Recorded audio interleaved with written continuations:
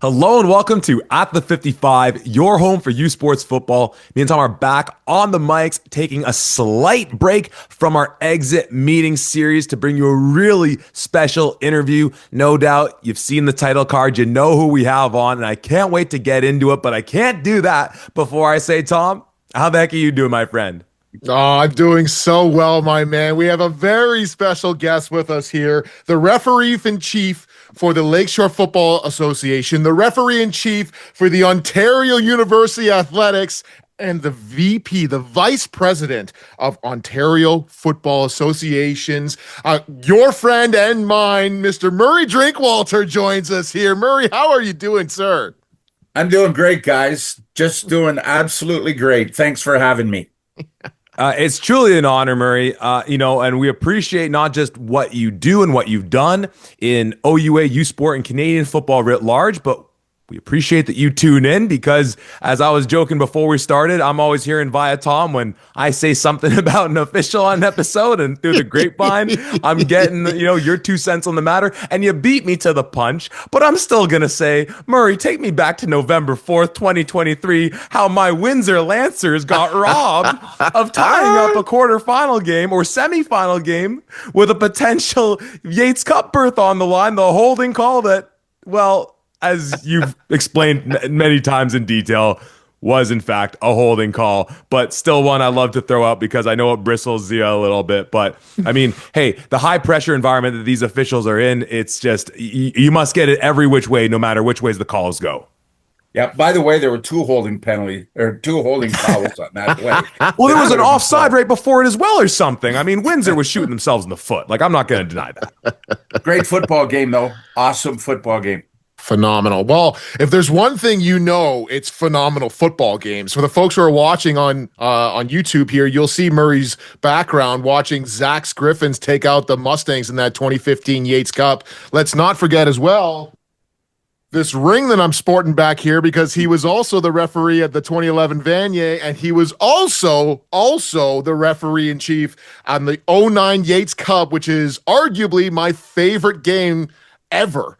So you've had some phenomenal experiences with some of the best games you could hope for, especially in Ontario here. What are some of your favorite memories from those games? I've just been lucky to be assigned to those games, and I had great crews on all of them.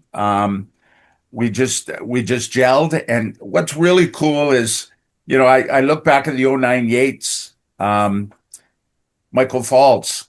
What can you say about Michael now coaching? In the OUA. Danny Brannigan. Tom, I refereed him since he was about 9 years old here in Burlington. It's stuff like that. You at the 11 Vanier, I refereed you since you were a little guy. Mm-hmm. It's stuff like that where that is really, really cool. That is really cool. Mm-hmm. Well, and Murray, just to that point, like the game is the same at all levels. I mean, we get to some of the really younger levels. Sometimes they change up the rules, but obviously the talent, the competition changes a little bit, but the game's the same. The rules are the same.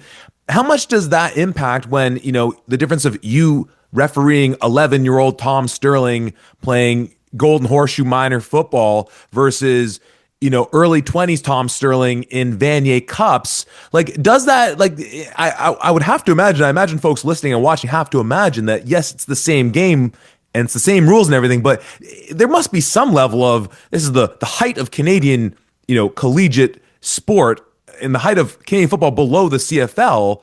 Like, it must be a little bit different the way you approach it, or maybe the way you talk with your crew or the teams even. Like, are there conversations, or is it always just, no, football is football, it doesn't change?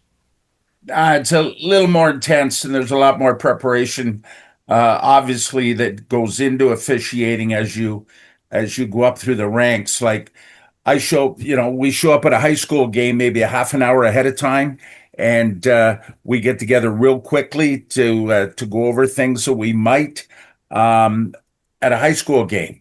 But we go to an OUA field on a Saturday. Crews usually meet for breakfast. We're at the stadium 2.5 hours ahead of time, discussing the pregame, going through team tendencies, reviewing mechanics, reviewing any rule changes. So it gets a lot more busier and a lot more. I forget. I can't come up with a word right now, but it's a lot more pressure going into an OUA game on a Saturday afternoon. Yeah, But certainly. you got to treat all those games the same, because that game where you are refereeing a U12 or a U14 team on a Saturday, that could be their Grey Cup. Mm-hmm. That could Mm-hmm. be the one day that that one individual scores his only touchdown of his career. So you got to give those U14, U16, U18 games the same amount of attention as you give to an OUA game.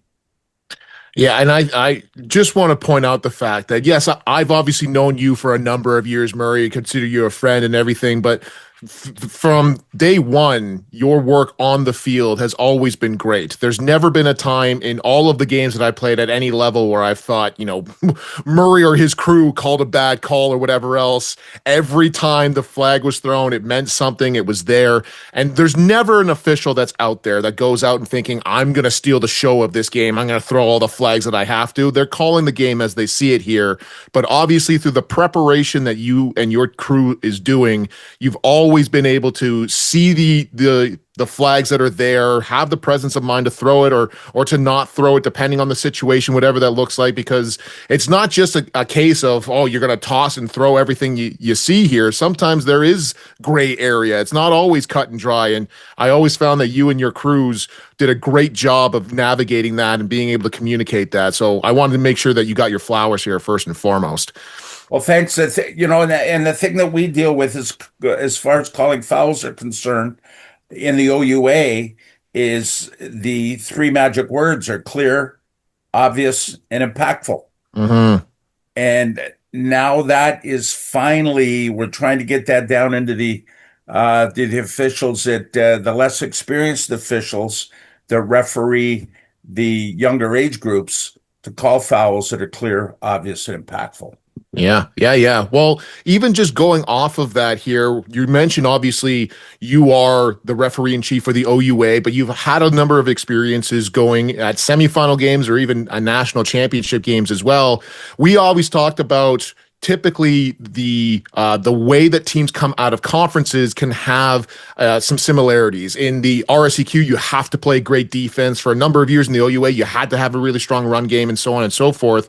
I'm curious, from a referee standpoint, do you notice certain tendencies with teams coming out of certain conferences? Like, the Can West holds a little bit more than other teams, or there's more pass interference penalties that are called on other teams. Do you think of that at all, or is it just game by game, team by team, you're assessing and going from there? When you get to the national semifinals, I know the crews, and it's been a while since I've done one, obviously, because I've been off the field at U Sports since 2015. But when you get to the national semifinals, you are looking at team tendencies and stuff like that. And I don't think there's a big difference across the teams across the conferences, Mm-hmm. as far as what they do as far as penalties are concerned. The U Sport game is the same, in my opinion, across the nation, Mm-hmm. right? Okay. Yeah, you're going to have your holdings. You're going to have your illegal contacts. Yes, some defenses may be a little more aggressive than others, and at times you may have to have a look at that and nip that in the bud really early in a football game, as far as Mm-hmm. illegal contact is concerned. Or you may pick up tendencies on an O line that you may have a couple of O linemen that may hold a little more than others, right, Tom? But I don't know what anyways, you're talking about. There is no such thing as holding, Murray. I've told you that before every game. There is no such thing. so yes, they do look at team tendencies. They look at game film, and when they get to those national semifinals, they're looking at that stuff. But you never go looking for a foul. You let the fouls come to you. Mm-hmm. You see a foul, you got it. Yeah. If you think it's a foul, don't throw the flag. Mm-hmm. Now, to that point of being in those national semifinals, those Vanier Cups, in terms of that studying that happens, of the prep that you do getting ready for those games, I would imagine, or I'm assuming, there would be conversation that happens with the crews out of those conferences as well that have the experience of refereeing, officiating them in the regular season. Maybe I'm wrong on that. If I'm right, I'm curious, what do those conversations look like as far as trying to understand tendencies when you're talking with, a crew out of Can West about, what to expect with this Dinos team, or a crew out of the RSCQ about how Laval or Montreal might play. Do those conversations happen in prep for those high leverage national semifinal and Vanier games? Oh, sure they do. Just remember, if you have a national semifinal game, so if you've got, let's say you've got Canada West coming to the winner of the OUA, okay, you will have four officials from the OUA, you'll have three from Canada West. Mhm. So those conversations will happen because those officials from Canada West and those officials from the OUA will share those team tendencies during their pregame, which is normally held the day before, which is Mhm. a little lengthier than the 2.5 hour pregame that the OUA guys would have on a Saturday afternoon. Now you get to the national championship, you have officials from every conference who are on that game. You have two from every conference that are present during that pregame. Okay.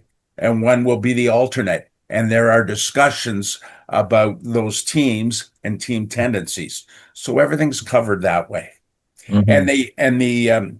the pregame for a Vanier Cup can go anywhere from 2 hours to 5 hours, as long as it takes the day before.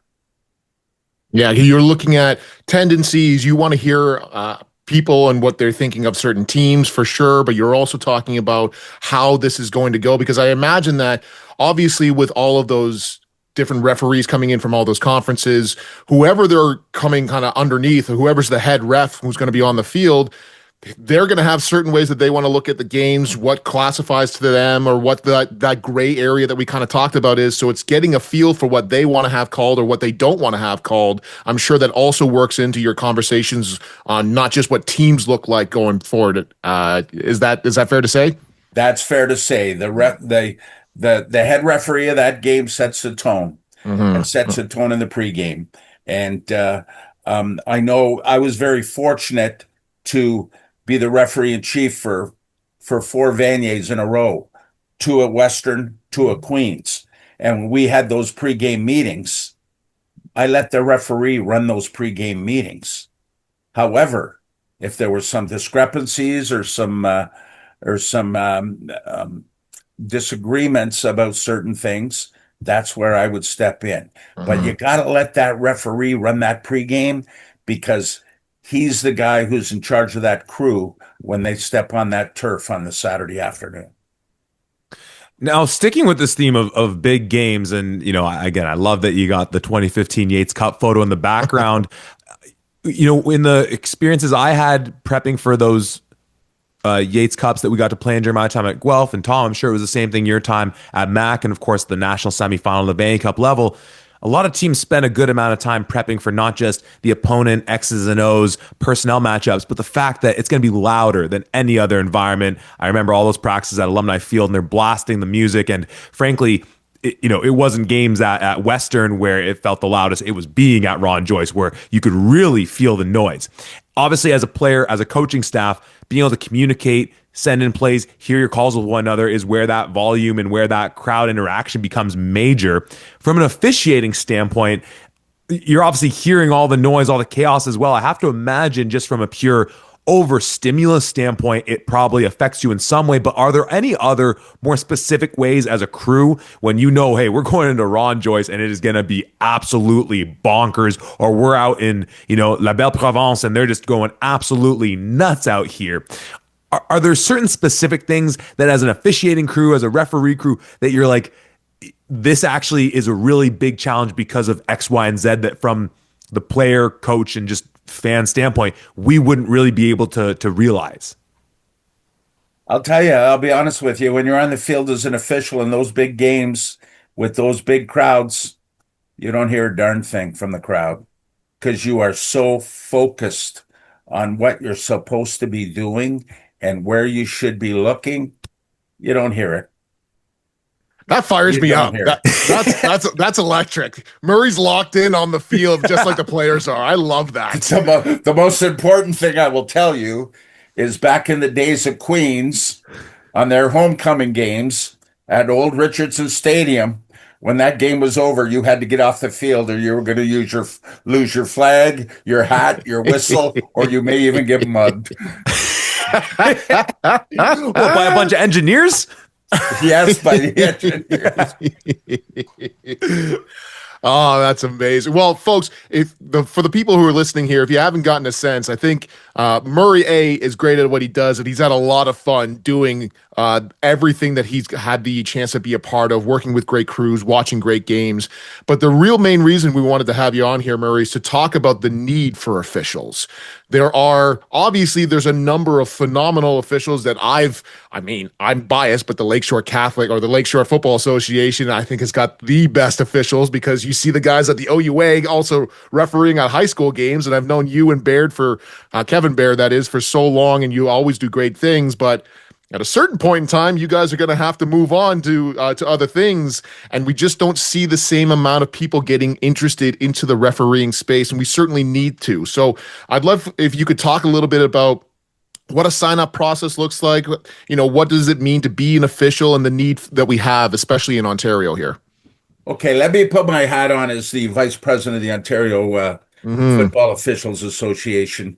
We have 17 separate associations across the province, spanning from Ottawa to Windsor to Sault Ste. Marie down to Lakeshore here in Hamilton. Some stats for you. In 2010, we had 793 registered tackle football officials in the province. In 2019, just prior to COVID, we had 610.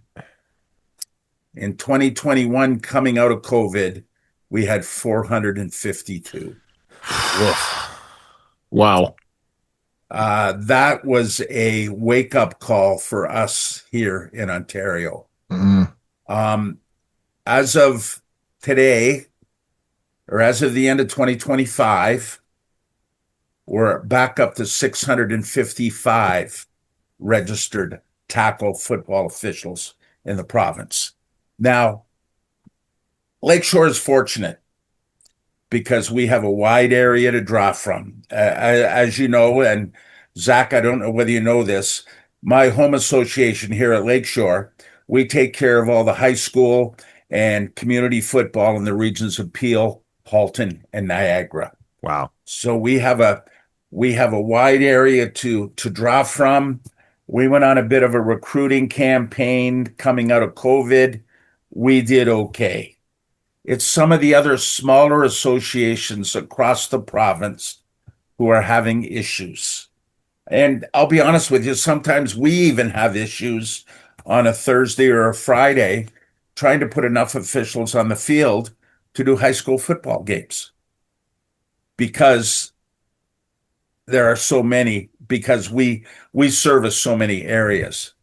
And let's face it, a lot of us are getting longer in the tooth. Like I personally can no longer do double headers. I'm lucky if I do 2 games a week in high school. I remember back in the day, I was doing 100 games in the fall, and you were moving around more than the kids on the field were. Exactly. Well, you're right. You're right, Tom. And and that's the same with a lot of other organizations, associations. We're getting along in the tooth. It's just we need more football officials. We need more younger football officials. And I know we love going after ex-players. Tom, when you're through coaching, maybe you want to put the stripes on. But a lot of former players want to go into the coaching ranks until they find out how much time that takes. Mm-hmm. So Mm-hmm. when it comes to when they find out how much time that takes, let's put the stripes on. Like, look at Ben Chapdelaine. I use Ben Yeah. Chapdelaine as a classic example. Ben was a Heck Crichton winner at Mac in 2001, 2002, sometime back then. Ben went into coaching afterwards. We were fortunate to talk him into, after a while, he found out that coaching was taking too much time. He put the stripes on and joined the Hamilton Football Officials Association, became an OUA official, and now is in the CFL full time. Mm-hmm. Same with Scott Valberg, a guy that both of you Mm-hmm. guys know out of Kingston. He went into the coaching ranks afterwards, found out that was too much, taking up too much time. Then he got into officiating, and he's one of my guys in the OUA now, one of my go-to guys. So for all you ex-players that are listening to this, think about putting the stripes on. We love to have you. Well, I'm curious throughout your whole time trying to recruit in young and just new officials in general, and as you kind of alluded to that post-COVID push that you made, what are when you talk to, especially I feel like the younger former players or whomever it is, what are some of the reasons that they're saying that they're making this move into officiating? I mean, for Tom and I, even just doing the podcast and at the 55 in general, it's been a great way of staying connected with the sport and being able to give something back. I imagine for a lot of these athletes, former athletes, and just football fans in general, that's part of the story. But what are some of those stories that you hear over the years when you get to meet someone who's new in the game and they're like, yeah, it was at moment X where I was like, this is where I knew this is what I wanted to do. Okay, well, for former players, it's great. You can stay involved in the game that you love. Obviously, if you're a former player, you love this game, right? For those individuals that have never played football but love the game of football, it's a great way to stay connected to the game. It's a great way to get involved in the game. As Tom said earlier, we have the best seats in the house. We're involved in every play. We're involved in every play. And I'm going to be honest with you, there's so much you can get out of officiating that is in tune to football. There's teamwork amongst your crew members. You're building confidence out there. You can become a role model for your peer group. Um, I'm a retired police officer, and I do background investigations on new recruits for the Halton Regional Police Service. And when I see they're an official of a sport, that looks great on a resume, whether it be a football referee or a hockey referee or a soccer referee. That stuff looks great on a resume. And I'll be honest with you, it's a great community to be involved in. You're still involved in football, as you guys know, it's a close-knit community, right? It's not a big one, but it's a close-knit one. And you make great friends through the sport of football. Certainly. And it's more and more prevalent, especially now that we're obviously out of the pads and we're watching the game and having that interaction and things. One of my favorite things that I've recently found, oftentimes on actual game days for the OUA, I'm out on the field, I'm doing my thing, trying to watch and whatever else, and I see and I hear yourself or the other officials that are at OUA games talking to the coaches, explaining what's going on. And it's always respect at that OUA level. The coaches understand what you're doing. They respect the fact of what you're doing. And there's more and more effort to make sure that we are properly educating our coaches so that they understand the value that you folks are bringing. I know certainly back in the day, or even some people may have now, this apprehension of, I don't want to get yelled and screamed at or whatever else. But there's more and more communication surrounding this. There's more people like yourself that are defending officials and explaining why we're doing what we're doing here. And the value I feel that they have is just growing as the game has continued on. Would you say that's fair to say? Tom, you hit the nail right in the head. We got to get rid of that us against them attitude. Mm-hmm. Okay, that's not the way it is anymore. We're all in this together for the growth of the sport, right? And, while we're talking about the growth of tackle football, flag is coming up real quick. Mm-hmm. And if we're not careful, we're going to lose tackle football. So we've got to keep that community together. We've got to make sure we're on the same page for the growth of the tackle game that we all love. Mm-hmm. And now, Murray, I'm curious because, first of all, I didn't know you were former police, so I'm definitely going to pump the brakes on any comments I'm making directed towards official on podcasts or on the sidelines. It's okay. I'm retired, Zach. It's okay. Okay, then it's going to be a free-for-all. I'm curious, though, because, we're talking about the pitch that you're making and your team's making to the young potential future prospects. What was the process for you when you hung up the badge, you hung up the holster, and you decided to make the transition? What was that journey for someone who's like the number of players that have been able to grace the field, that you've graced the field with your presence with, is quite substantial. Not to date you in any way, but I'm sure so many would be like, how did this guy that I've always seen on these Saturdays actually get his start? Well, I started officiating, believe it or not, in 1982.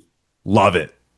My staff sergeant at work, a guy by the name of Paul Chapman, was an OUA official at the time and a senior member of the Lakeshore Football Officials Association. I had got fed up with coaching hockey because I found hockey to be too political. And Paul suggested that I start officiating football. I was in 1982. Oh. And it just morphed from there. As the years went on, sometime around 1997, Paul Chapman and another senior official, took me on a bit of an attitude adjustment seminar because I had a pretty big ego back then. And we were sitting over having a couple of beers at a place just outside of Georgetown in Norval called the Hollywood Tavern, the Hollywood House Tavern. We had just finished doing a game up at Mayfield.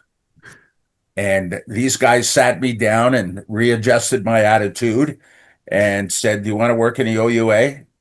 I said, "Yeah, I'd love to work in the OUA." Well, they said, "You better adjust your attitude."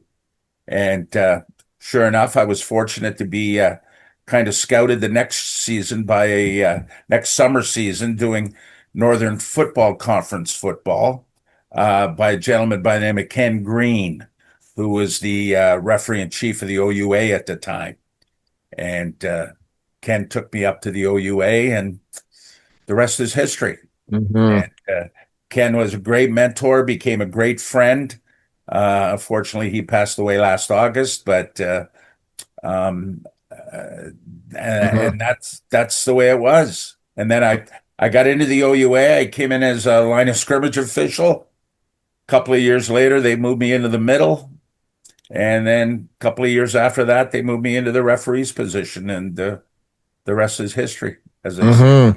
Mm-hmm. And the thing that I really appreciate as well, obviously speaking for yourself in your specific area in that Lakeshore Association here, the best, because I know that the best, and obviously you're championing that, is that you champion all of those referees that you think are ready, and you give them as many opportunities as possible to do some of those big games, whether that's a high school championship game or putting them up for a recommendation up at the OUA, even sending a young referee, and I apologize, I can't remember his name, but you sent a young OUA referee to the Vanier Cup this year, his first one, and he did great. He did great job representing the OUA, and so that's another, I think, a huge benefit to why you want to join Ontario specifically. Obviously, referees are needed across the country here, but you as the champion for that. Across the country. Yeah.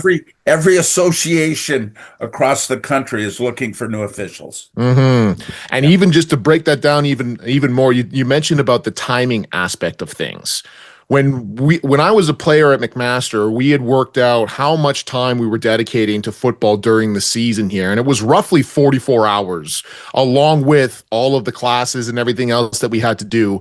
What you didn't realize as a player is coaches aren't just coming up with game plans on the spot. They're meeting beforehand, and they're coaching, and they're watching film. For every minute that you're watching as a player, there's at least an hour that a coach is doing. So you're adding on even more time.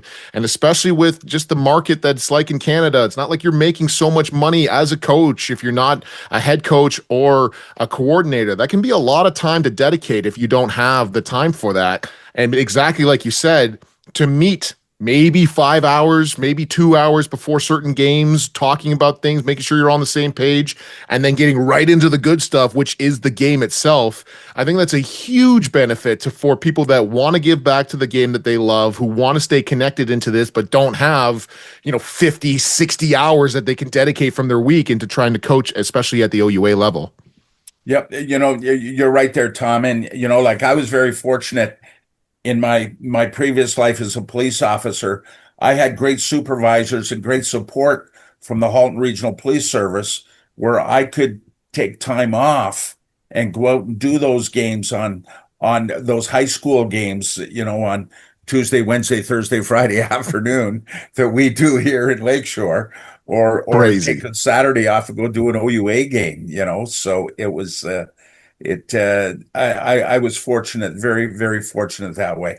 And let's go back to talking about the assigning of big games, Here at Lakeshore, I got to give credit to Kevin Baird, of course, who does all the assigning for our high school games, and Eric Gebbe, who who does all the signing for our community football in Peel, Halton, and Niagara. That's a big job. Yeah. And those guys do a good job of trying to ensure that we get the right officials on the right games. Now, Murray, you brought up your friend and mentor, the late great Ken Green, and I'm curious because we now have the appropriately named Ken Green, the officials award of merit, and in the football and sports space in general, we do backflips trying to figure out who's the best MVP, who's the MVP, who's the most impactful player here or there, and oftentimes it's your answer is as good as mine, and it's the perspective you take when it comes to an award to recognize merit in the realm of officiating. And I imagine part of your role is doing some form of, game kind of film breakdown the way a coach would with some of these officials to be able to say, all right, let's go through some of the calls. What was the decision here? So on and so forth. Whether it's for the purposes of awarding such an award like the one named after the late, great Ken Green, or just generally speaking, in terms of evaluating officials, like what does that process look like as far as, the boys in stripes? Okay. I have a team of 8 supervisors / evaluators. Okay.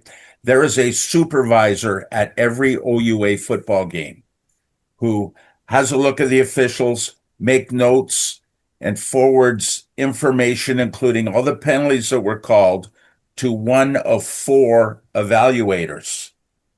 And those 4 evaluators, they break down those 5 games that have occurred on the weekend. And then those 4 evaluators get together every Wednesday morning and go over all the calls where a official may be marked down. So we make sure we're all in agreement that we're all on the same page as far as that is concerned. So from Saturday to Wednesday, my supervisors and evaluators are busy. And every official, all 35 officials that are on that field during the weekend of an OUA season, are evaluated and are sent an evaluation by Thursday morning. That's incredible. Tom, and I just want to quickly correct myself as well. Not just the boys in stripes; it's the men and women in stripes donning the field as well, doing the Lord's work of what y'all do out there. So sorry, Tom, go ahead. So all our officials are evaluated. All their penalty calls are evaluated. Their positioning is evaluated. It's a busy time of year from August 29th to November the 11th or 12th, whatever the day is, or the 8th. Yeah. Well, listen, we if you haven't heard it by now, we cannot tell you how much we appreciate the work that you do, that your officials do, not just here in Ontario, but across the country. There is no tackle football without you guys. There is nothing that this game can do without proper officials at every level who want to give back, who want to be a part of this and do it for the love of the game, exactly like you do here. So if you haven't heard appreciation in a little while, I want to make sure that you heard it from us here in particular. But we talked about obviously how important it is for people to sign up and everything else. What are the steps? What does somebody need to do if they want to sign up? Is there a website that they go to? Do they contact you somehow? What does that look like? Okay, what I'm going to suggest to anybody in Ontario who may be listening to this, log on to ofoa.ca, and that will give you the steps where you can sign up or search out your local association in your area. For anyone outside the province of Ontario, have a look at the Canadian Football Officials Association website at cfoa.ca. Or go on the Football Canada website, click on officiating, and there's a link to where you can go. Now, what happens is you'll if you're new to it, you'll go to a level 1 clinic. You'll be given, basically, it's rookie camp, for lack of a better term. You'll get the you'll get the layout of things. You'll be given a rule book and all that, and then we'll throw you to the wolves. Hopefully, you'll have a good mentor. The association that you're responsible for, you'll have a good mentor who will come out and give you a hand at a couple of games and get you going. Now, Murray, for folks listening and watching this far, they know how to get the process going, how to get the ball rolling, and I think we've all, in our various ways here, made the case for why we need young men and women joining the ranks of the officials. But what's your 60-second elevator pitch to that former athlete, former football player, or football fan, whomever they are in general, thinking, maybe I could become an official? What's that pitch that you would give to just say, just go ahead, take the leap? Take the leap. You can get out there on a Thursday, Friday afternoon, Saturday afternoon, take part in the game you love, smell the grass, get that feeling back again. You may be able to referee a high school championship. You may be able to get up to the OUA. You may be able to referee a Yates Cup. You may be able to referee a national semifinal. You may be able to referee a Vanier Cup. I was fortunate. I had the opportunity to do all of those, and I want every other official to have that same opportunity. And it's a blast. That's amazing. It fires me up. I don't know. I can't put it any other way, guys. As far as I'm concerned, it's a blast.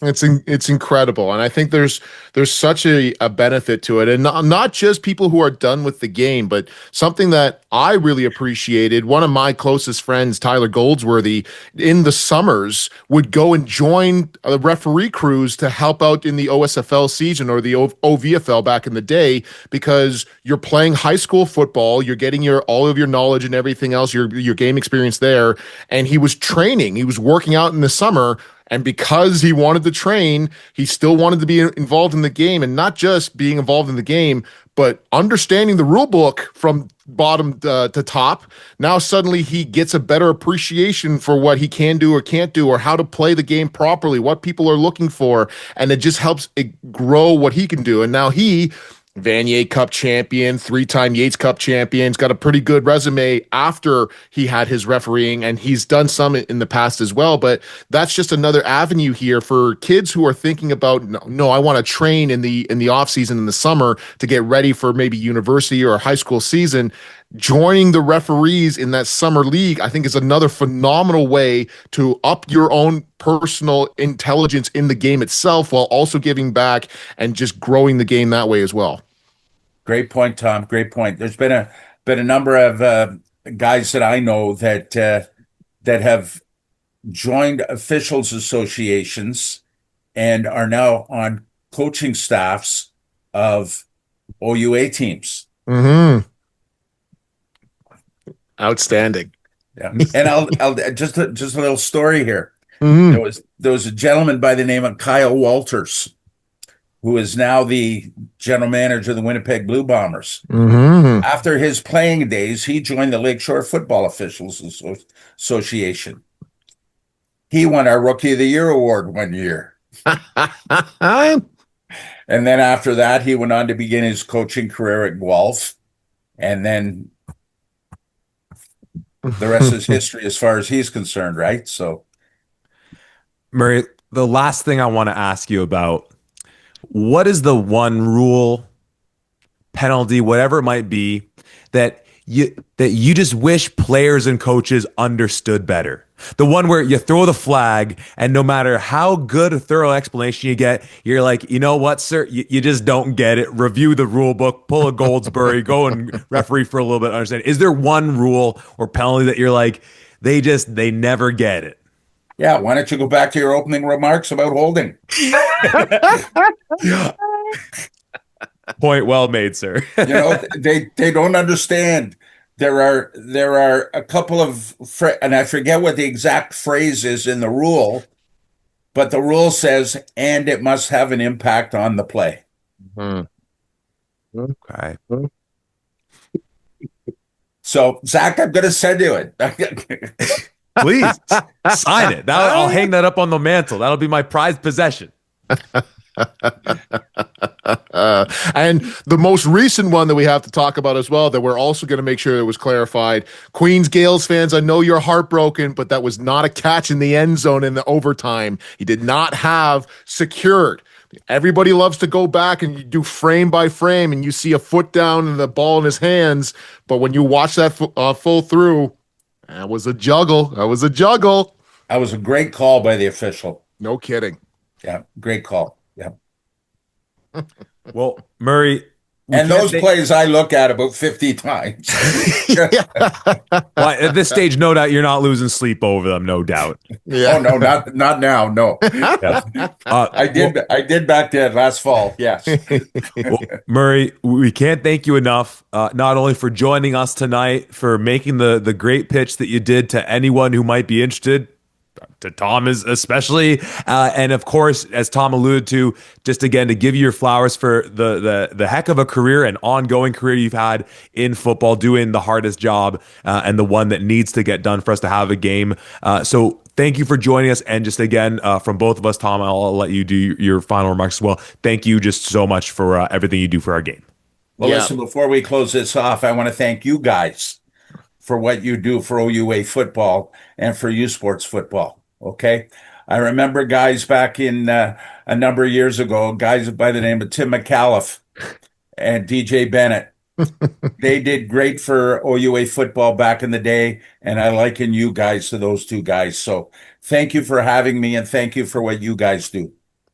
Anytime you get a comparison to Tim and DJ, I think we're doing something right here. That's amazing. I know which one I compare to best. We'll just leave it up to the hair loss. Yeah, because the comparison between me and Donovan Bennett are just night and day. Yeah, right there. But listen, Murray, from me as well as a member